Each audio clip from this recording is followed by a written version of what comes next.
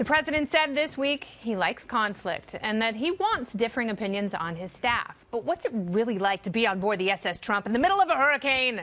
And is it as chaotic on the inside as it appears from the outside? Joining me, former White House press secretary Sean Spicer. Oh, Sean. How are you? I didn't realize how good animation makes you look. That's my goodness. What a compliment. Yeah, well, you gotta get them where you can. All right, so you're hearing a lot of people talk about the chaos in the White House. Yeah. The turnover. It's impossible to fill the job you once held, at least on an interim basis. Why is that? I think you mentioned in your monologue, the guy, he's a disruptor. This isn't politics as usual. This is not a traditional White House.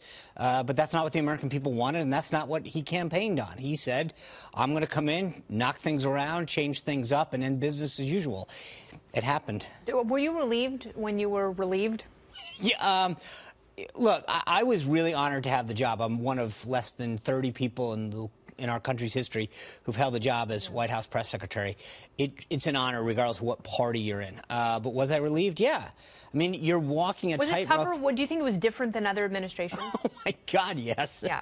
I've got a book coming out in July that's available for pre-order on Amazon that walks through all this. Because I walked into a job that I thought that I approached in a very traditional sense.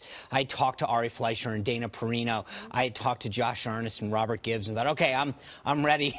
and it wasn't a traditional role that the president wanted. Did you have any physical side effects from the job, from the stress? No.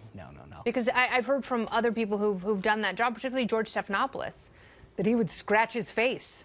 Oh, no. And he had to grow a beard. Look, I've been in politics. Awful. I've been in politics 25 years. I've been 18 years in the military. I've seen a lot. So you were the White House Easter Bunny. I was. That's probably not as much preparation as I would much need. More prestigious. But yeah, this was you get to hide in a suit. Yeah.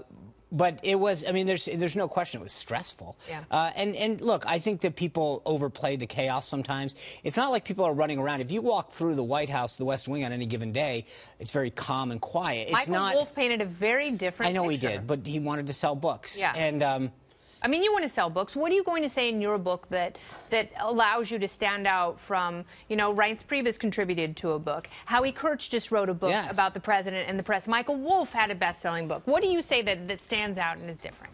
Well, first of all, it's about me. It's about my experiences. Are you going to go for it, though, or are you going to be polite? Well, I think what I hear a lot is people say, hey, we know you from the podium. There was a woman who apparently played me on a show at night on Saturdays. And they'll say, we saw that. Who are you beyond that? How did you get to this job? What was it like? So, yeah, it's uniquely my story. Nobody else can tell that story as far as how I got there, what I felt like. Do you still feel loyal to the president? Absolutely. Yeah. Why is that? So that's one of the most fascinating things. I talked to Anthony Scaramucci last week, and I got the same sense of loyalty, although from the outside, for both of you and for other people in the White House, it appears to have ended badly.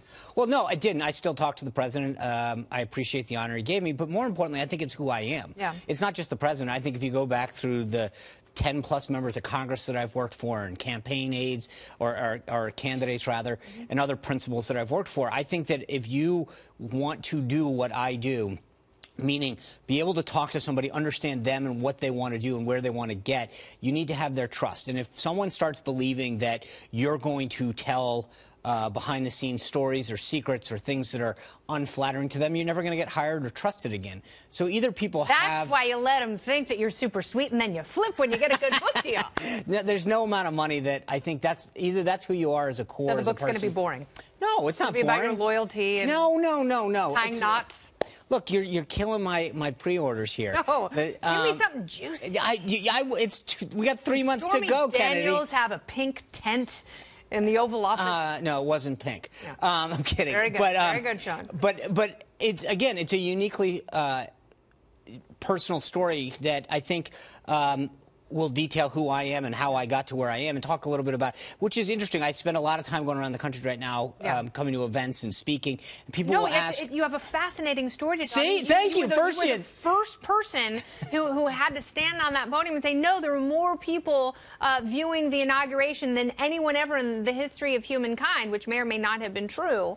and your friend Right. Taylor And Cutler was trying to help you out. Right. I think if you think about someone like me, there's tons of us in Washington, D.C., and frankly through a ton of professions that toil away every day in obscurity doing our job, and suddenly you're thrust onto the not just national but the world stage. It's a very, very unbelievable transformation that that I think is an interesting story. I mean, there was a lot of things that were captured on film and iPhones and other things that was just very interesting and interesting for me to go through, and that a lot of people say, what was that like? What was the biggest mistake you made while you were there? I think the biggest mistake I made, as I mentioned, was viewing the job and the structure that we set up through a very traditional mold for a very untraditional guy. I mean, Trump is not George Bush or Barack Obama. No, you show up to the OR to do surgery with a scalpel. It turns out you need a chainsaw. Yeah, and I think we looked at things in a very traditional model, frankly, because that's all there were. I mean, no one has ever assumed the office of the presidency that hasn't had political or military experience.